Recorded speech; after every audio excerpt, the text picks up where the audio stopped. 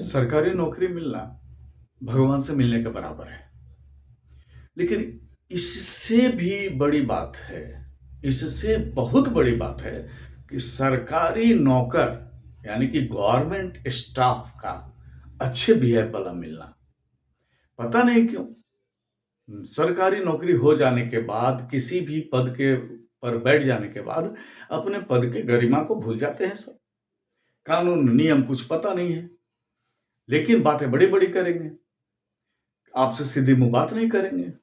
अब आज की ही बात मैं बता रहा हूं।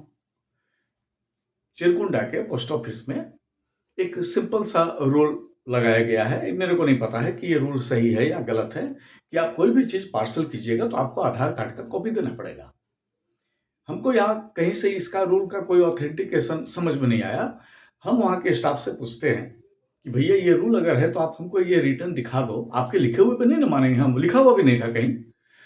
वो मेरे से बहस करता है और बहस करने के बाद जब ज्यादा बहस हो जाती है, हमारे साथ कुछ हॉट टॉक हो गया कि आप कानून दिखा रहे हो, आप ज्यादा बोल रहे हो, उसका बिहेवियर अच्छा नहीं था। उसने कहा कि आप पोस्ट मास्टर से बात कीजिए।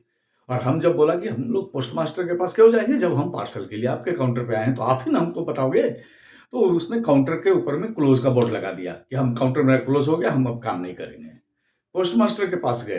पोस्ट मास्टर का सीधा कहना था कि आपका पार्सल तभी भेजा जाएगा जब आप आधार कार्ड दीजिएगा, नहीं तो नहीं भेजेंगे। हमने कहा कि तो आप कानून दिखा दीजिए या फिर हमको लिख के दे दीजिए। तो न तो हमको लिख के दे रहे हैं, न वो हमको लिखा हुआ कहीं कानून दिखा रहे हैं। वो सिर्फ अपनी बातों पे अड़े हुए थे और दुर्व्यवहार कर रहे थे। किसको बुलाना है बुला लीजिए, जहां जाना है जाइए, हम अपनी मर्जी से करेंगे। ये पोस्ट ऑफिस ऐसा लग रहा था कि जैसे ये उनका है। तो ये सरकारी कर्मचारी ये भूल जाते हैं कि वो हमारे टैक्स के पैसों से पलते हैं, ये हमारे सेवा के लिए रखे गए हैं।